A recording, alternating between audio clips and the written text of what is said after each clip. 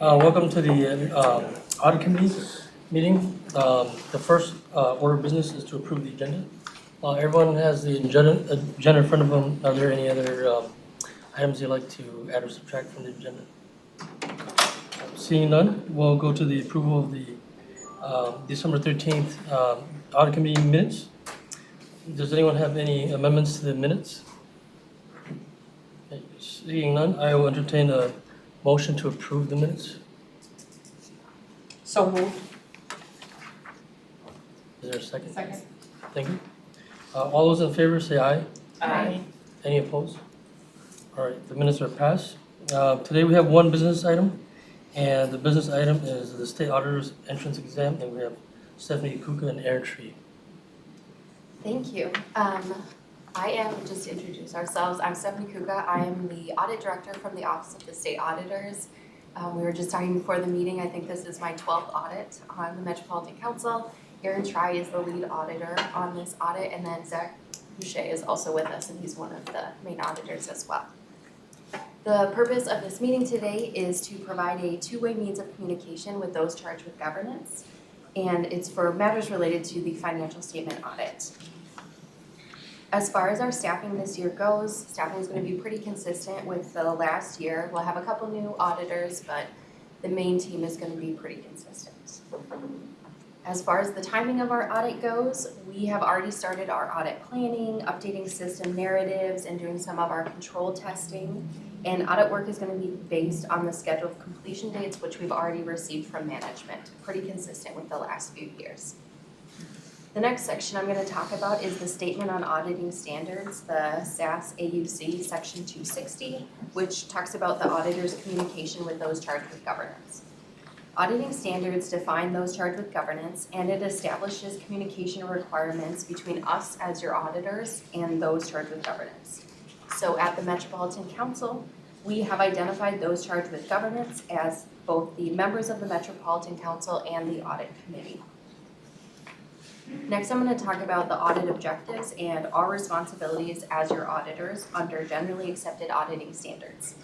We will be forming and expressing opinions. We will issue 2 opinions. One is on the financial statements, and one is on the Metropolitan Council's compliance with federal program requirements.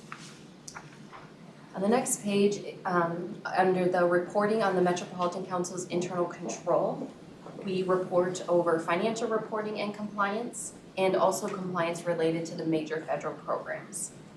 Our audit is going to be performed in accordance with generally accepted auditing standards, government auditing standards, and the Single Audit Act Amendment of 1996, uniform guidance, and the Minnesota Legal Compliance Audit Guide for other political subdivisions. The next section talks about the responsibilities of management. They're responsible for designing, implementing, establishing, and maintaining effective internal controls, the application of accounting principles, the preparation and fair presentation of financial statements, and the schedule of expenditures of federal awards and any accompanying information. Also identifying significant contractor relationships, making all financial records and any other related information available to us, providing us with access to all information of which you are aware that's relevant to the preparation and fair presentation of the financial statements, adjusting financial statements to correct material misstatements, if there are any, designing and implementing programs and controls to prevent and detect fraud, and then informing us about all known or suspected fraud, identifying and ensuring that the Metropolitan Council complies with laws, regulations, contracts, agreements, and grants, evaluating and monitoring any non-compliance with federal statutes, regulations, and terms and conditions of federal awards, providing us with any documents that use or make reference to the auditor's report or the audited financial statements prior to their issuance, and providing written representation for this responsibility. This is a bigger standard this year, and it really is referring to places where our audit report is included in other documentation. So for instance, like a bond issuance is a big one. The next one, number 10, is identifying all federal awards received and understanding and complying with compliance requirements, and then also preparing the CFA.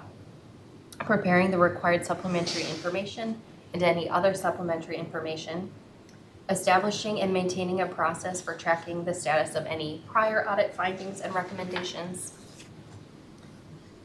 providing us with copies of any previous financial audits, attestation engagements, performance audits, or any other studies that are related to our audit, providing management's views on any current findings, conclusions, and recommendations, as well as corrective actions. And then at the end of our audit, providing a written client management representation letter confirming certain representations made during our audit. The next section just talks about the scope and the timing of our audit. As mentioned before, we're auditing the basic financial statements of the Metropolitan Council for the year ended December 31st of 2022. Because there was more than $750,000 of federal funds received, it will be once again a single audit. The council is going to be seeking the Government Finance Officers Association's Certificate of Achievement of Excellence, the GFO, and so they will be a annual comprehensive financial report, and it needs to be submitted by June 30th of 2023, and we are well on our way of meeting that requirement. We also apply procedures to the financial data schedule to determine whether it's fairly stated in relation to the financial statements, and we'll compare electronic submission items identified by the U.S. Department of Housing and Urban Development Real Estate Assessment Center with the corresponding written documents. So we issue an opinion and certify the REACT submission, and that happens in conjunction with Met Council's report. We also apply certain agreed upon procedures to the data used for the federal funding allocation statistic forms, which are included in the National Transit Database reports for both the Metropolitan Council and the Metro Transit NTDs. Those NTD reports have to be submitted by July 2nd with a closeout date of July 15th. And so we are planning to issue those reports no later than June 30th, and we'll get them out sooner as long as the work is available and can be issued.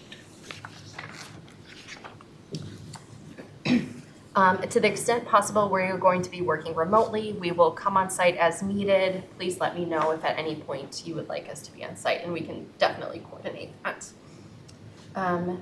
In terms of our auditing schedule, we will be completing our fieldwork by the end of May so that the report can be issued by the end of June. And then in order to meet the GFOA deadline of June 30th. Audit findings are going to be communicated to management as the audit progresses, and then any significant audit findings will be communicated at the exit meeting with the audit committee. An engagement letter is going to be sent to you shortly, which will need to be signed and returned to us. The next section, the federal single audit. As I mentioned before, the Metropolitan Council meets all qualifications needed to be considered to require a single audit, and they also met all the requirements for being considered low risk, which means we're only required to test 20% of all the federal expenditures versus the 40%. Type A federal programs at the Metropolitan Council are those in excess of $3 million. Type A federal programs are required to be tested every 3 years, and programs that are Type A, which were not tested as a Type A in the last 2 years, so in 2020 or 2021, are the Housing Choice Voucher Cluster, which is the Section 8 program, Highway Planning and Construction Cluster, and the Capitalization Grants for Clean Water State Revolving Funds, which is also known as the PFA Loans Grant. So those 3 grants will need to have single audits this year because they haven't been audited recently. And then there is some programs that have been designated as higher risk in the 2022 compliance supplement, and we're required to test those. And the transit cluster is one of those. So it's several different ALNs under the transit program. We anticipate that these programs are going to be more than adequate to meet the 20% testing threshold. It's probably about 98 to 99% of the Metropolitan Council's funding that will be looked at this year, just how it ended up being. So unless another new program reaches over that $3 million threshold, we don't foresee any additional federal programs needing to be audited this year. Number 5, status of prior year findings, there were none. The Government Accounting Standards Board is the independent organization that establishes standards of accounting and financial reporting for the state and local governments. There is one statement that is effective for December 31st, 2022. That is Statement 99, which just enhances the comparability in accounting and financial reporting.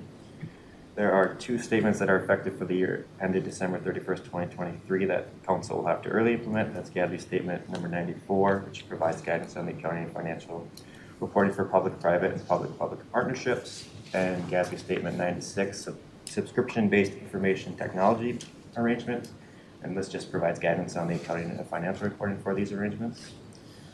There's also two statements, 100 and 101, that will be effective for 2024, but we will discuss with Council any impact that these will have on the financial statements.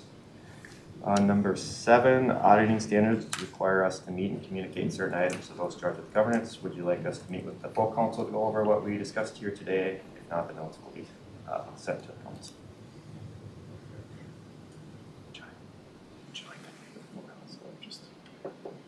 Typically, we just do it in this meeting. Yeah, I think we'll keep with tradition and just keep it in this committee.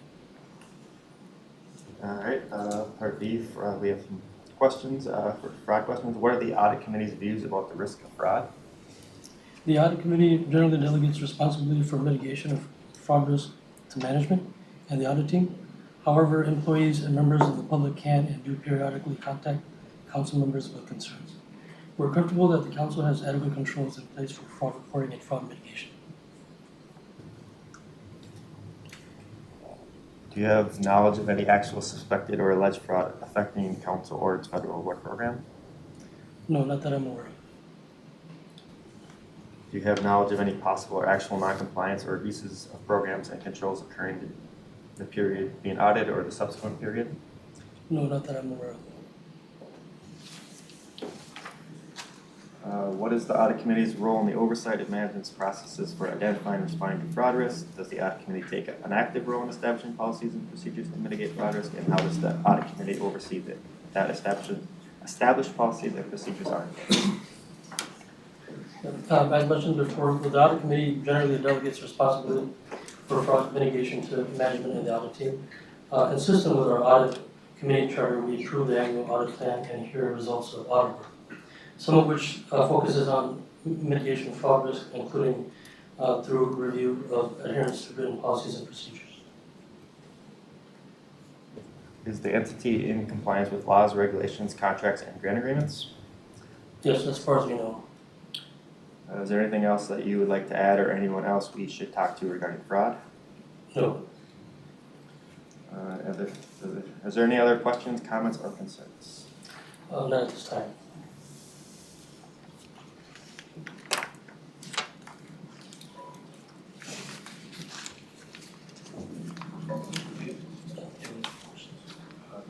If there's any committee questions. Are there any questions from committee members? Member Bargfield? Thank you, Chair.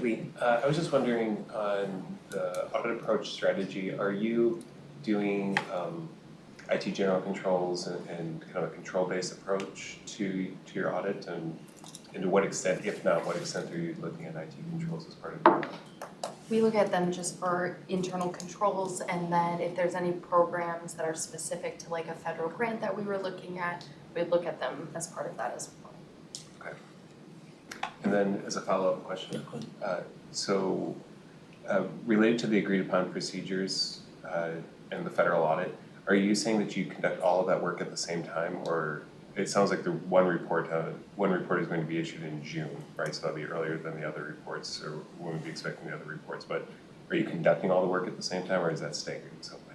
Yes, so the NTD, the National Transit Database reports, they're not to the full scale of an audit. There's just like specific procedures that were required by the federal government to go through, and so those reports are separate from the audit. While we may use some information obtained during the audit just as part of the financial information, they're two separate things. So those NTD reports are issued each separately, and they just have to be issued by July 1st. So they will be separate from the actual audit opinion, which we issue. But the work will be conducted at the Yep, same time, so it's all happening, yes. Okay, that's what I was wondering. Any other questions? Shirley, I have a question. Good. Have you received a final CFA already for 2022, or when do you expect to get that from the Met Council? We have the preliminary CFA and then we get like a final at the end in early May. Early May? Okay, thank you. Any other questions from committee members? All right. Stephanie and Aaron, thanks for dismissing the item. And Aaron, I apologize for getting our last name wrong earlier, sorry. All right, moving on to our reports. The first item in our reports is the director's report from Matt LaTour. Thank you, Chair, members of the committee. Happy Valentine's Day. Thank you for all attending in person again. We've got a few updates about the team, a couple of things to go over, and just some, I'm actually going to have Brynna Bargfield present some information about our metrics that we've been working on and told you about before. So a little presentation from the team in my director's report. So first and foremost, just want to congratulate Tim Larson from our team. He was promoted to senior analyst for my next bullet. I think you were technically promoted to analyst in charge and then immediately had a title change. Tim has been with us for several years after coming from Southwest Project Office and has really distinguished himself and shown a lot of leadership in his Auditor 2 role. And so we're very happy to have him stay with us in an enhanced role. So as I mentioned, we're changing our staff titles. We actually, a couple of reasons for this. One is, I think from a recruitment standpoint, it makes a little more sense, I think, to the public to see these titles. They're a little less, I don't know, they sound a little cleaner. We also have a compliance department within our MTS division that's they're actually taking on some of the responsibilities we used to have with subrecipient monitoring and contract monitoring. And so when they assess those titles, Auditor actually made some sense. So they're in Auditor 2 by itself outside of a job series that makes much sense. So there's a couple of reasons for the change, relatively minor reasons, but I think these are cleaner and a little bit easier to understand. So Auditor in charge is now Senior Auditor. Auditor 2 is changing to just Auditor, and Auditor 1 is changing to Associate Auditor. And so we've executed those changes and titles are updated. One other thing with the team, Tang Lo resigned his position, got a good opportunity in the private sector, and Christina Luna, who was with us for an internship, decided to terminate early just because of her spring semester demands. So we lost 2. We've got 3 positions open in our team, and we anticipate opening a requisition for at least 2 positions in the coming weeks. I think, as I mentioned in a few minutes, we're looking at some co-sourcing strategies. So I think for right now, we're just going to focus on 2 positions, leave the third one within our FTE count and consider how we approach that going forward, whether it be a more senior position or an entry-level position. As my chief audit executive, at least a couple of you that are hiring know, it's a challenging environment right now to hire. So definitely are trying to be thoughtful about our options in terms of hiring. We've also recently interviewed candidates for our internship positions. So we're going to go from 3 to 2. Part of that is just how our team is structured now, and we've had a little bit of a challenge keeping all 3 engaged and staying with us throughout the year. So I think 2 is probably the right size right now. And as I mentioned before, we used to do these subrecipient monitoring audits that were primarily led by the interns, and we don't do those anymore. So 2 is kind of more of an appropriate level going forward. So as I mentioned to this committee in December, our team is considering expanding our co-sourcing options in a number of different ways. As a priority, we're currently exploring options to secure third-party auditing resources with a specific experience in transit construction auditing. Certainly no surprise that we have a lot of capital projects going on at the council right now. And we haven't determined a specific contractor scope or objectives yet. I did reach out to some of my chief audit executive fellows on the committee for some suggestive potential contractors. But we're moving through the process and we'll determine what exactly the scope will look like going forward. I think just given the current Green Line extension, it's been widely reported, the process is complicated by a really large volume and complexity of change orders. Certainly different than what we expected at the beginning of the project. There's certainly challenges of portions of the corridor. We've entered into things like settlement agreements that affect how our change orders are going to be viewed from a compliance standpoint. So, and then of course we have a number of capital projects in the pipeline that we also anticipate that we could use additional resources for. So a couple different reasons. Certainly haven't made any decisions in this space yet, but probably will be in the next month or two. So more to come. Just going through some significant external audits.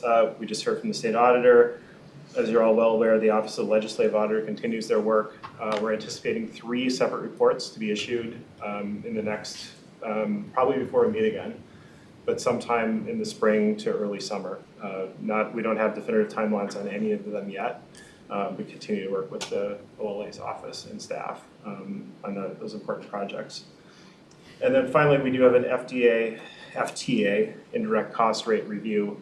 Our rate actually moves more than 20% every year. We're in a carryover effect where it just, the way that we carry over our budgets, our rate changes every year. So we actually have a review done by the FTA every year.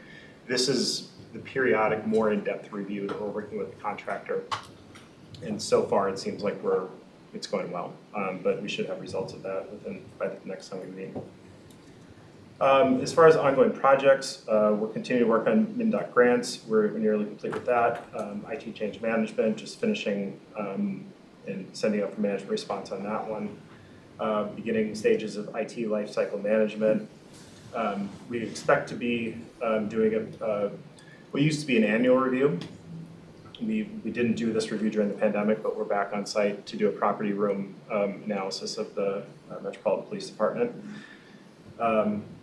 We expect to look at Metro Transit cash handling in the next few weeks. And then we're doing a number of activities that kind of fall into the same bucket of contract administration. A lot of our teams are in different efforts of looking at contracts and doing contract reviews. We're specifically focused on the Gold Line BRT project, architectural and engineering contract.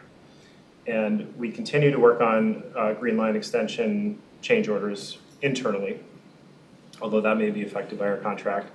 And we have been really kind of suspending that effort while the OLA has been involved with the project office, largely because it's the same scope of work and the demands on project office staff have been really high for the last 6 months to a year. So we will have a plan once the OLA winds down to go forward with more change order reviews, either internally or using a consultant or both. So, great, with that, I'm gonna let Brynna talk for a little bit, and she's gonna walk you through some of the data that we're collecting and have been I'm really proud of this because we've been for 4 years trying to build up our capabilities around databases and reporting. And so we're not done yet. So this is still a little draft, but I wanted to get this, continue to get this in front of this committee. We'd like your feedback. I mean, if there's things that you'd like to see or information we can provide. So with that, I'm gonna turn it over to Brynna and let you walk through it. And I might interrupt you a few times. Thank you. Chair Lee and members of the committee, Inspector Bargfield. As a high-level overview of the work that we as an audit department have done over the last 4 years. This here is a timeline showing completed projects. Important to note, this excludes a lot of other work that comes up with our role at the council. So special projects, inquiries, the annual risk assessment, as well as our work coordinating with external audits and of course any closed session items. Not here, but we've certainly been busy. I'll just say one thing about that. So that's calendar time, right? Calendar time, And so yes. one of 2 ways of looking at an audit project is how long it takes in the calendar, and the other way is looking at how many staff days we're putting into it. Because we get other demands. Sometimes our audit clients aren't responding to us and get us information properly. So there's a lot of reasons why a project might take a while. But there still is a need to get things done within a period of time to have integrity of the scope and everything else. So we're looking at it both ways. So just want to make that point on that. Yes, speaking of actual staff time, in the last half a year or so, we've rolled out the use of project-specific time codes. Previously, we were charging to one general bucket. Now we have the ability to look at how much time we're spending on audits, admin work, coordinating external audits, as well as looking at the project-specific level. these statistics here are only for staff auditors, so associate auditor, auditor, and lead auditor. Although we are able to view that in different ways as well. Happy to see most of our time has been spent on actual audit work. You can also see around the time of the annual risk assessment that jumps up and takes additional time from us as well. And because we now have the ability to track at project specific times, this example here is with the annual risk assessment, where sometimes, as Matt mentioned, things may take a certain amount of calendar time, but it's also important for us in terms of looking at resource allocation, coming up with more accurate audit plan estimates in the future, and figuring out how we want to spend our time. Tracking at the project specific level will now allow us to do that on a more active basis. And here's an example of one of those projects. You'll learn more about this very shortly. But this is one of those projects where it looks like it took a long time in terms of calendar days, but because of the timing of other needs, there were some months where little time was spent, but there was still work ongoing, and this shows a much more accurate picture than just looking at the calendar time alone. We are also looking at how we spend our time across the council. My apologies that light green and the blue isn't quite optimized for this screen. I will improve that color choice later. But as expected, most of council staff are involved in Metro Transit. Most of our audits and other projects relate to Metro Transit or council-wide. So that includes projects that focus on a business unit within RA, as well as projects that include focuses from multiple divisions. And that holds true across all the different kinds of project that we do. So consultative services there includes inquiries as well as other items that may come up. I had a question about that slide too. Yeah. Yes. What is external? External there would be coordination with external audits. So for example, FTA. Thank you. Of course. And one project that our interns were working on over the summer and into this year was looking at the findings that we've issued over the last 3 years, so 2020 through 2022, and coming up with a classification scheme. This scheme is based off of COSO, and one thing it really demonstrates here is that our audit reports, the content of them has shifted towards looking a lot more at what are our processes, what's the actual operational side. And as Matt mentioned, some of the compliance related work has been moved over into MTS as well. I want to point out, this is intentional. I mean, we felt like we were too deep into compliance issues that weren't even related to the council, and so we've been trying to focus more on our internal business processes and improvement. So seeing that blue level growing is, well, actually, I guess it's the red shrinking and the blue and the purple, that's where we'd like to be. I mean, that's a space I think we add the most value as a council. It's not that compliance isn't important, but we think we have a lot of work to do in the business operations and process space. So, Mr. Chair, Yep. I'd like to just observe that whoever did this must have had a minor in art. It could be in a gallery. But can I ask, what does it mean that only stuff categorized as blue took place in 2022? Is that what that I'm reading there? So not everything is updated. This is why I say it's draft. We're still, some of the audits that we're just completing weren't reflected. I mean, we put this together relatively quickly last week. So yeah, I mean, over time, you'll see more of the completed work being entered into the database and then reflected in Power BI, right, Brynna? I'm getting that correct. So like some of the reports you're hearing about today and won't be reflected here. But. So I remember early on talking about, I was surprised when you guys were doing the sub-recipient monitoring and thought that was maybe better done by others, so that's really great that you've been able to move that. So you'll, in 2022, as data gets updated, you'll continue to see the management and business the purple stuff, so that will occur, okay? And I expect more, I think, IT processes, the green, we'll have more there. That'll be a space that will grow as well, for sure. I think some of that actually isn't reflected entirely in the database as well, but. It is pretty.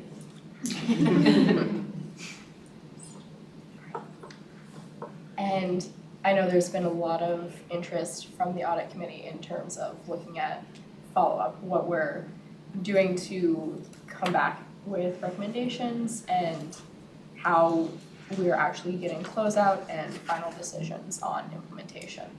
So we've also, with the creation of the audit database, we've also been able to add analysis here. So I'm happy to see most of the recommendations from 2020 have been implemented. And also note some of the ones that may still be open. It could be that we just haven't circled back yet. With this, we're able to identify where we need to go back and which business units we might want to check in on. This can be, of course, further analyzed as well. Yeah, and I think this is what we're looking at, right? And so I know that based on this analysis in part just knowing what was a couple of years ago, fare evasion will be a topic we'll circle back to.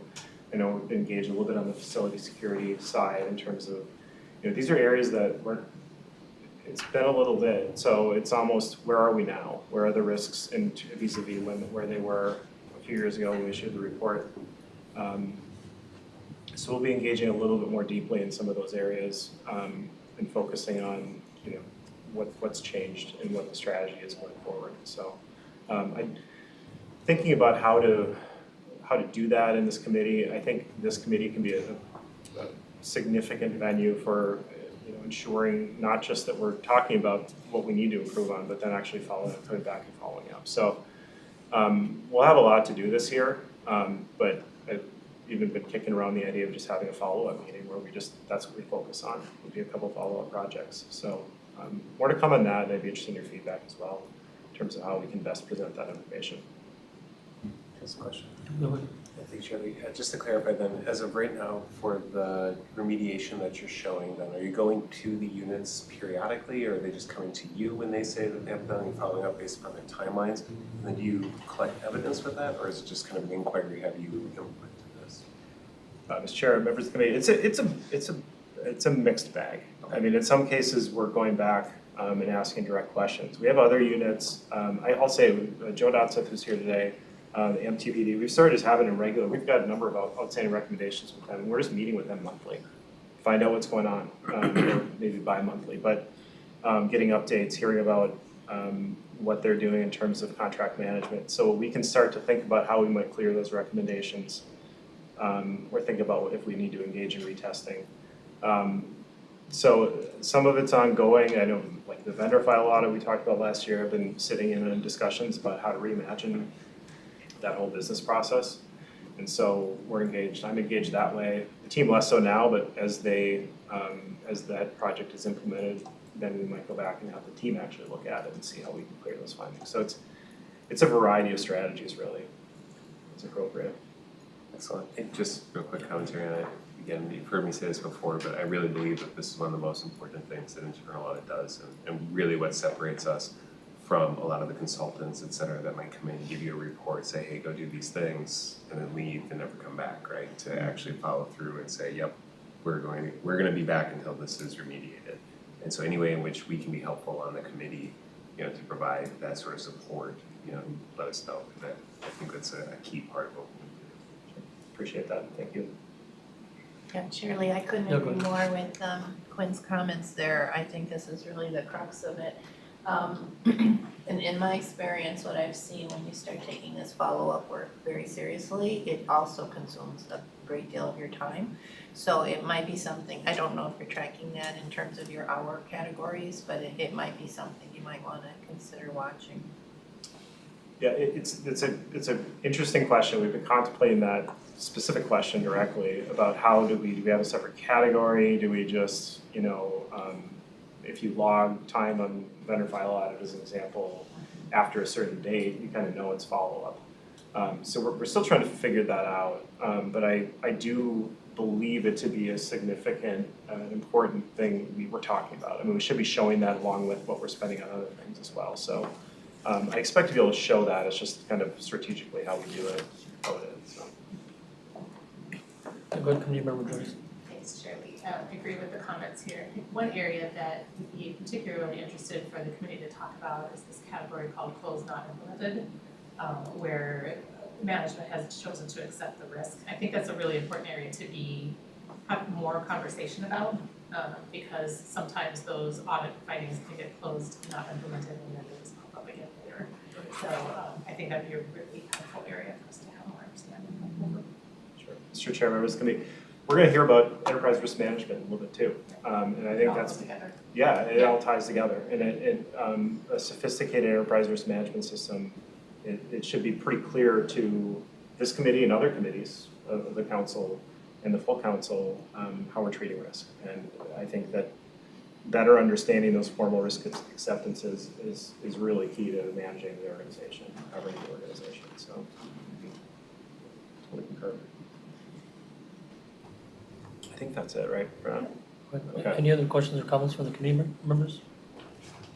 And I've got two more points in my direction Okay. still. So just to wrap up, just about the audit committee. So we went through a nominating process for our external membership in January. I'm just going to say that we have expecting. I don't want to presume council action. There'll be council action. I think at the next meeting regarding audit committee members, but I'll double check on that. And then we're still awaiting the governor's announcement of new council members as well. So we'll expect that once those appointments have been made, committee appointments will be made. I think the sum of this is by June we should know. And Of what year? When we have a new committee, I would like to bring the charters back and do kind of a stage setting. And I know there's been some discussion of engaging better between the external members and the board members, even outside of this more formal venue, and how we really think it's valuable to have both on our committee. And I know I've heard a lot of interest in terms of getting more ways to communicate and share each other's experiences. So look forward to that. Just some final other activities within the team and this is really part of the demonstration, was part of the strategic plan implementation. So we're thinking about some of the other aspects of the plan you approved last year and how we can implement that. We're continuing to work on fraud and ethics. We're updating our ethics point landing page.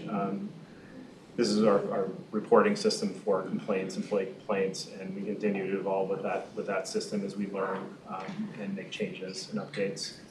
And then we're also looking from a audit performance standpoint. We've had these standards that we've used to evaluate our auditors' performance. We're looking at adding a few other benchmarks in terms of productivity, and also something that I think is really important. One of our standards is visibility, and which to us means outside the team, around the council.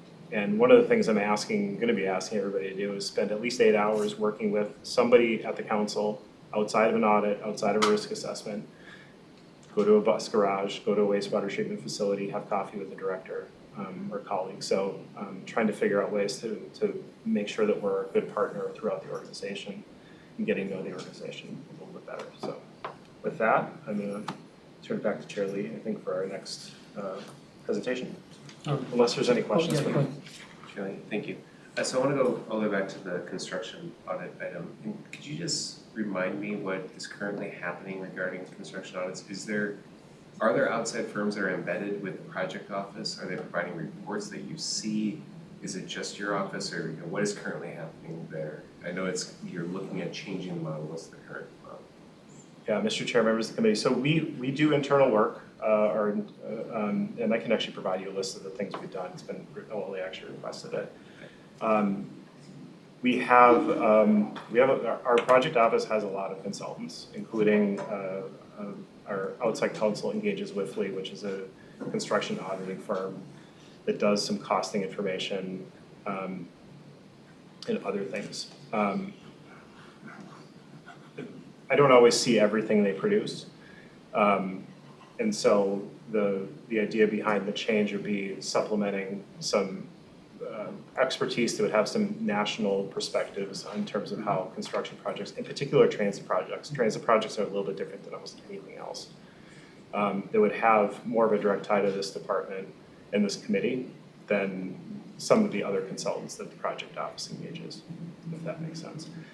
And then I think just it's worth mentioning too that part of what I consider when thinking about the audit plan is things like the LLA audit, as I mentioned, and also the FTA that does the triennial review, does we had our financial management oversight audit, we've had procurement audit. So all of those things have a component of capital projects embedded within them. There's always a project management oversight component to those audits as well. So it's a patchwork of things. I mean, it's not just one way. It's a number of different ways. But I think that there's room for, and we're considering process improvements all along. I mean, when you think about all of the challenges we come up against, thinking about how we can solve this, have better laid out processes for future projects. So that's all part of what we would expect to get out of it. Okay, thank you. Any other questions from Matt? All right, seeing none, we'll go on to the second report. Job classification with Nicholas Jelinek and Timothy Larson.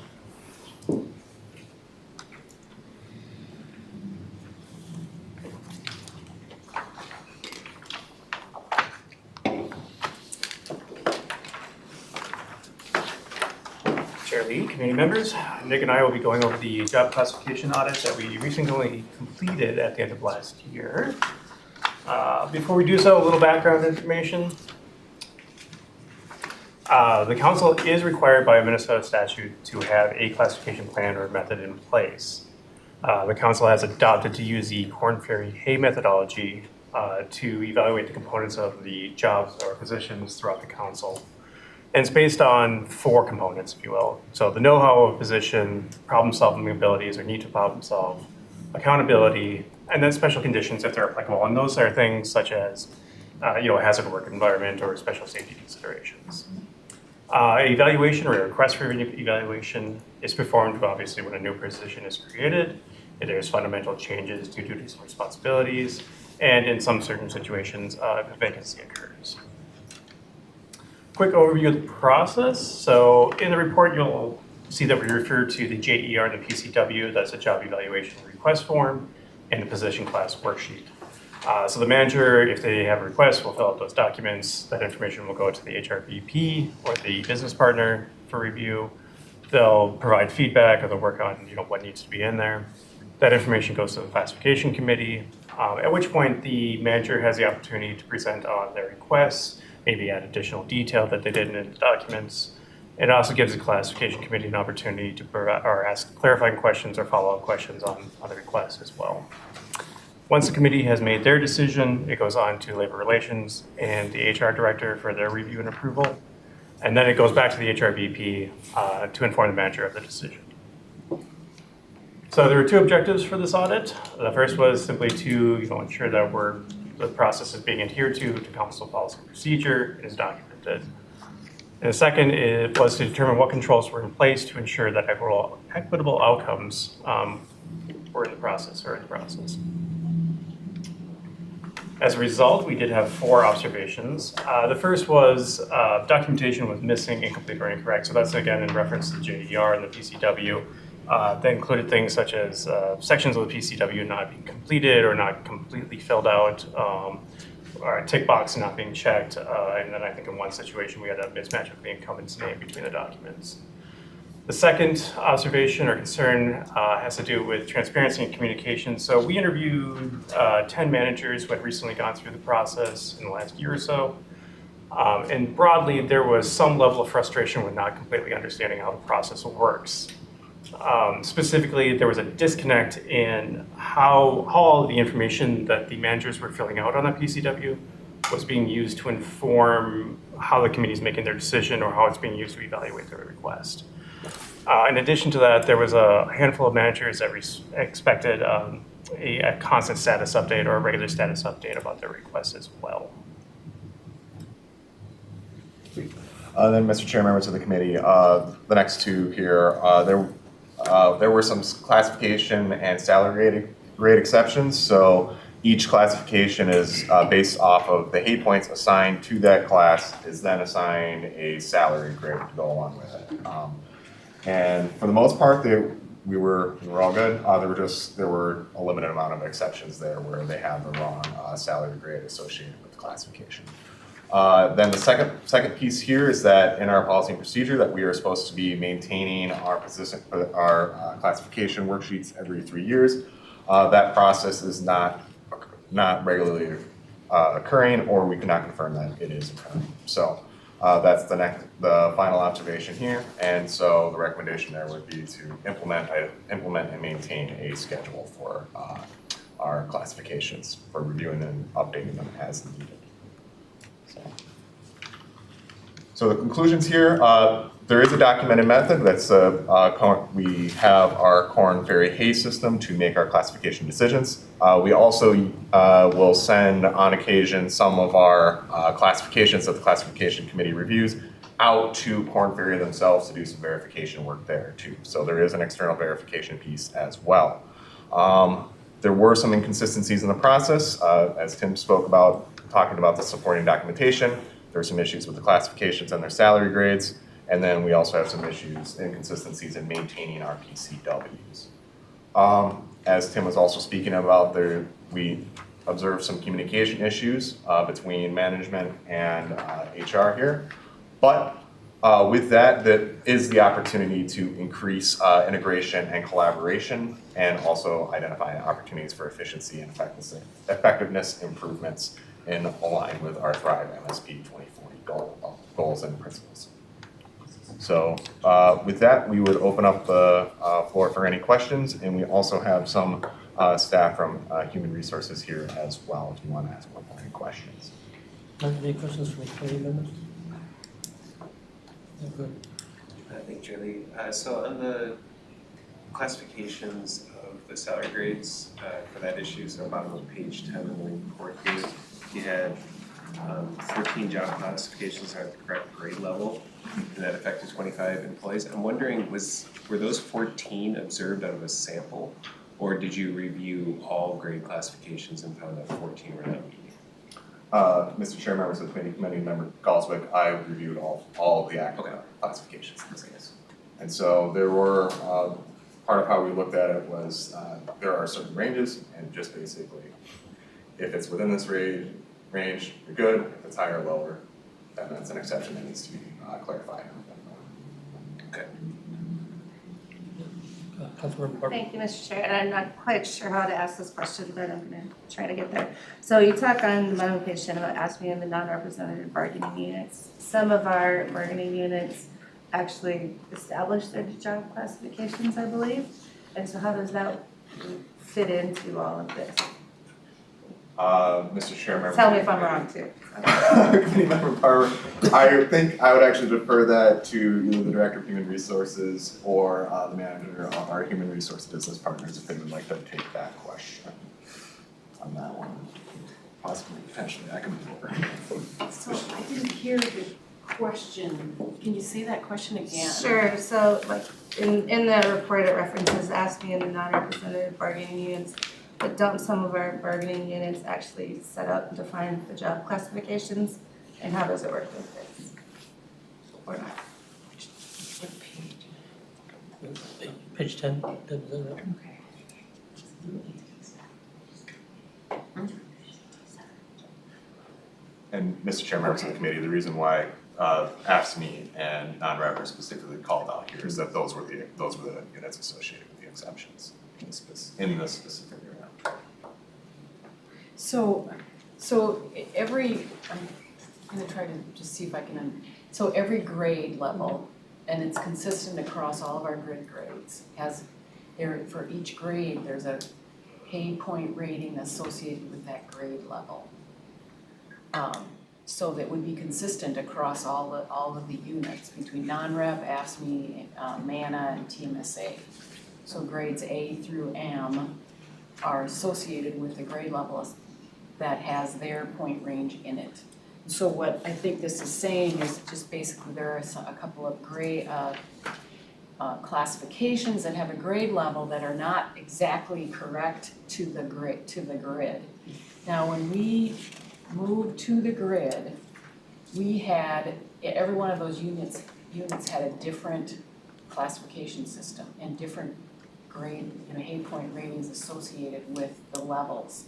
So when we redid the whole thing, we had to find a way to take the previous contracts and systems, structures, and put it into one. And I know as part of doing that, there were a couple of grades of jobs whose ratings were right on the cusp. And then given the location of that job with the manager of the job, so we made some decisions, worked with the union when we made those calls. And I don't know that the documentation of that was available for this group to see. So does that apply to all the units or just the ones that you list? Well, I will say that for our trades unions, it's, we still do the classification review, but they're, if you think about it, like ATU or say the electricians, there's really, well, with ATU, there's a lot of jobs, but there's really not much connection at all. I mean, that's more of a historic negotiation with the union about what the job, where the job is, and which wage class for the union. But with some of the other units, they may only have 3 jobs, and so they're just, just these 3 jobs, and there's no question about where they are and what they get paid. And Mr. Chip, you answered my question. Really, when it came to the questions where some of the trades were, it's almost a different conversation than this, and I just wanted to make sure I understood. Thank you. Thank you, Ms. Yeah, go ahead, Committee Member Jones. Thank you, Chair Lee. 2-part question. So first for the auditors, with the 14 job classifications and 25 employees resulting in, you can say, mostly underclassified, mostly overclassified, or about even?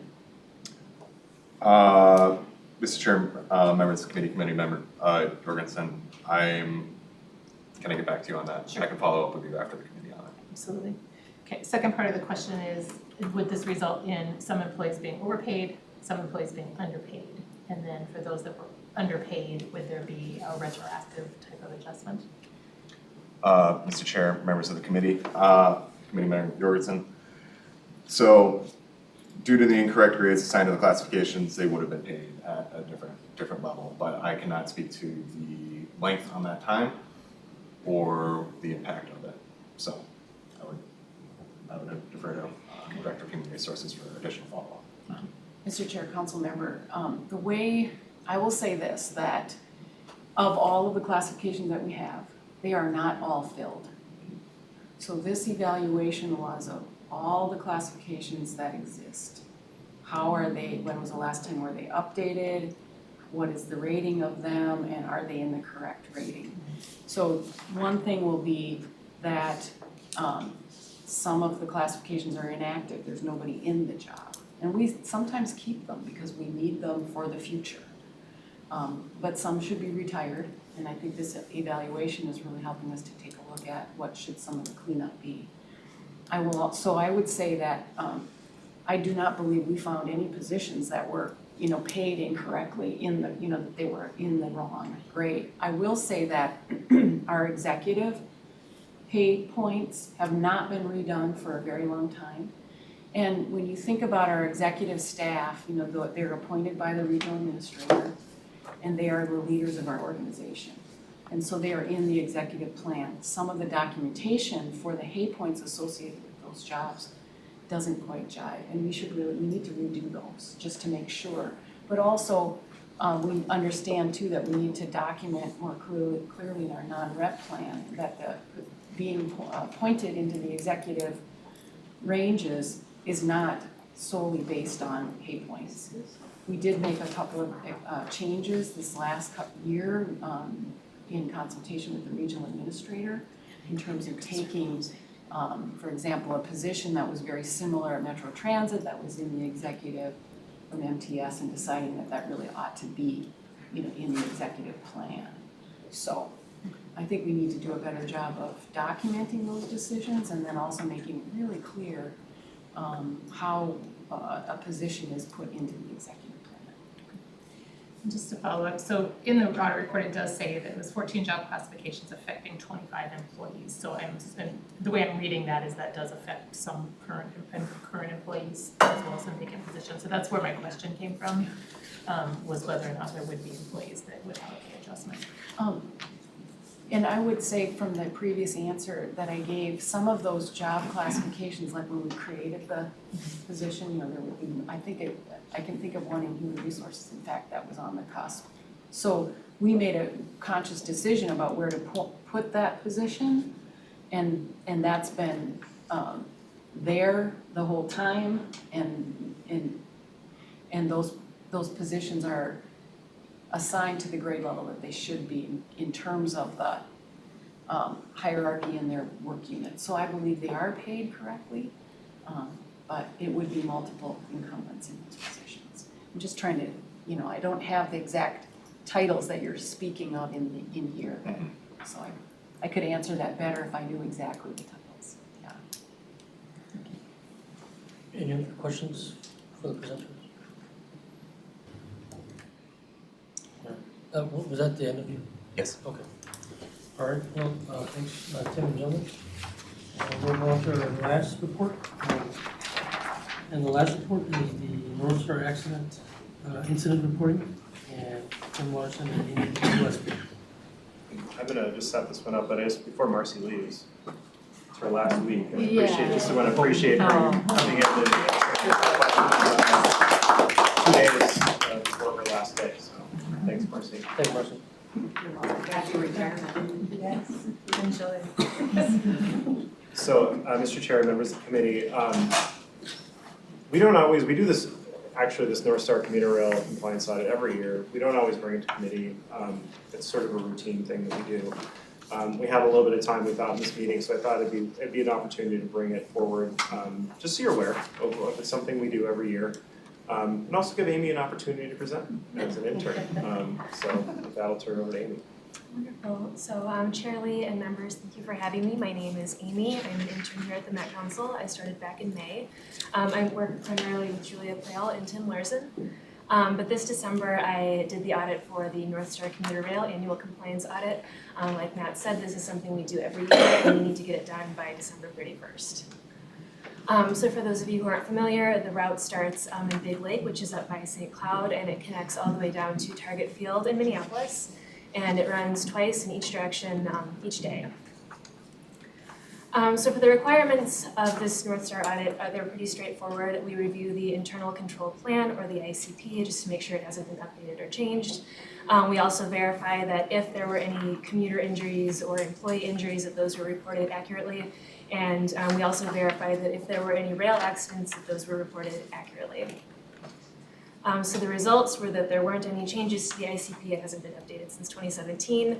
All injuries and all accidents that happened were reported correctly, and there were no formal findings issued. So with that was a really short presentation, but I can take any questions. Well done. Any questions for Aimee? Wow, wonderful presentation. Thank you. Thank you. Next, we have our information item, and the first information item is enterprise risk management with Phil Walljasper. Good afternoon, Mr. Chair, committee members. As mentioned, my name is Phil Walljasper. I'm the enterprise risk officer here at the council. I appreciate the opportunity to provide this update. It may not be as brief as the last business report, but there's not a lot to talk about, but I thought it was important to get in front of the committee to talk about what we're doing. I know Matt kind of pinched hit for me at the last audit committee, and I wasn't able to make it. But so as mentioned, I'm an enterprise risk officer. I've been in this position for a little over a year now. And enterprise risk is something that's been the topic of conversations for some time. This past year, we're trying to really figure out what will this look like.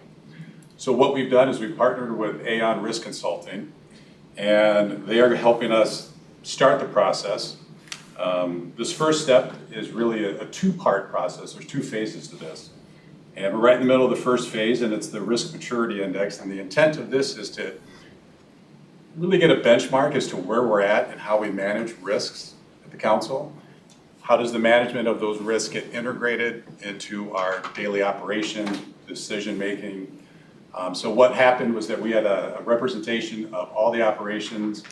We had about 15, 16 people take the survey. Again, we're right in the middle of this, conducting this survey. That will produce a result. Aon will come back and give us this index number, tell us how we fare compared to others in our industry. It'll also give us some opportunities to take a look at areas that we need to improve upon. And we should be done with that in the next couple weeks, I would think, 2 to 3 weeks. We then get into phase 2 of the project with Aon, and phase 2 is really where you would take a look. Aon's gonna come in and they will take a look at a business operation, some part of our organization, and then go through the steps of identifying the risks, ranking the risk, creating a risk matrix, talking about how we're gonna mitigate those risks, and really give us the tools to take that throughout the rest of the council over time. So we can get this ingrained in all the decision-making process, everyone that in their daily operations, the business decisions that need to be made, they will think about enterprise risk and how does this impact the overall goals and objectives of the council. So that will be about a 4 to 6 week project that will commence when we're done with phase 1. And then we'll continue the discussions about the governance framework and how that is going to be implemented within the council, what makes the most sense. Had a lot of conversations about that. We'll lean on Aon's expertise as well to help us build that out. But I thought it was important to get in front of the audit committee. I think this would be a regular presentation to let you know what's going on. It was interesting to hear the previous conversation and the director's report and how that ties in with this initiative. So pretty excited about it. Like I said, relatively new to the process, but at least it's underway and we're making some momentum with this. So with that, Mr. Chair and committee members, I'd be happy to answer any questions that you might have. Any questions for Phil? Yeah, go ahead, Councilor. Mr. Chair, not a question, but just a comment for kind of some of our fellow members here. One of the policies that we just recently put in place was the Transit Way Advancement Policy, and this has to do with these infrastructure projects, whether they're the external projects like the Blue Line or the Purple Line or our ABRT lines, where we take this lens, the enterprise risk is part of it. It's where we look and make decisions on how we're going to proceed and when a project's ready to move. So obviously we have lots of lessons learned that we're capitalizing on, but that way we'll be able to look at things both from the project risk, but also the enterprise risk, because we do think that is a big piece of it. Whether it is funding or resources or workforce, all these different things that are more on the enterprise level, we can factor into our decisions. So, and I do a lot of risk management in my day job, so Phil's talking my language, I like it. All right, I like that. Any other comments or questions for Phil? Just so, thank you, Chairman. Just to clarify then, so after this initial survey in phase 1, you're expecting to come back to this committee with some of those results and kind of initial risk registry, or how do you, and I know you said some of the governance and oversight is still being fleshed out, but do you expect at least initially we're going to get an update on what that risk landscape looks like from your perspective?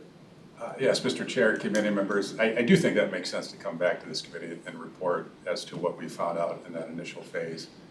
And actually, I think to have a regular, well, certainly defer to the let's stick on Matt on this, but I think have a regular placeholder on this agenda makes a lot of sense. Now, it could always be removed, but have a regular agenda item where we can provide updates, because while we have the first 2 phases of this project, this obviously is going to be a continuous process that will just spread throughout the council and become part of our normal operations that ties directly into this committee.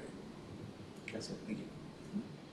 If I could add to that, I think that this committee, one of the things to think about is that our audit plan is tied to our risk assessment, and as enterprise risk management evolves, ideally, we're building our audit plan off of enterprise risk and not just what audit is perception of risk and what we get out of interviews. So I think that's going to be one thing to look forward to for this committee, is to think about how this evolving process fits together with our audit plan and what we spoke about earlier with the risk acceptance with follow-up, and where we're sort of, after the whole process plays itself out, where we're left in terms of risk. So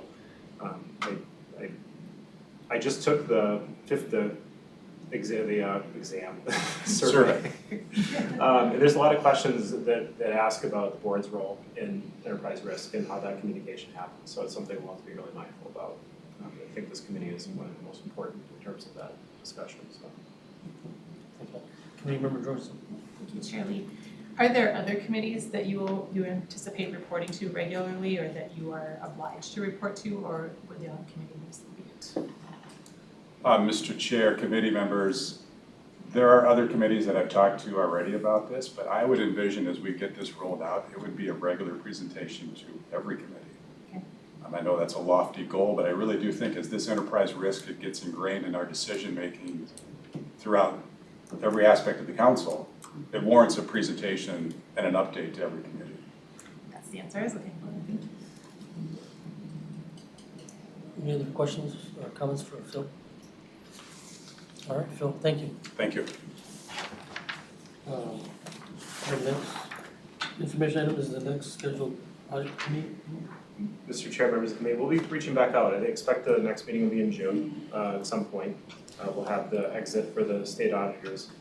We've had some discussion with the legislative auditor, also having a discussion at this committee with the results of what could be up to 3 reports by then. And so we'll further engage. There's been even some discussion maybe combining the audit committee with the committee of the whole for that. More to come. And of course, we've got our work that we would anticipate. We've got a couple projects we think would be wrapped up by June as well. In addition to what I mentioned about the audit committee, department, committee charters. So a lot to do. Look forward to that meeting. I just had on real quick to Matt. I might be speaking out of turn here, but I think I probably speak for the 3 council members up here. We hope to be reappointed next month, and we hope to come back in June. Might want to take a vote on that. Oh, yay. All right, and with that, I think somebody has a motion for me? Yes, Committee Member Mr. Chair. Venter. Mr. Chair, I move that the meeting be closed to the public pursuant to Minnesota statutes section 13D.05 subdivision 3B, so the committee can discuss data classified as not public. All right, the committee may, by majority vote in a public meeting, decide to vote. Will entertain a second. Second. Yeah, second by Brynna. All in favor, say aye. Aye. Any opposed? All right, the motion passes. The committee, so the committee by a majority vote in a public meeting has decided to hold a closed meeting to review confidential or not public material. Having passed, I will hereby adjourn this meeting, and we will enter a closed session, a closed portion for the committee members and staff whose presence is necessary.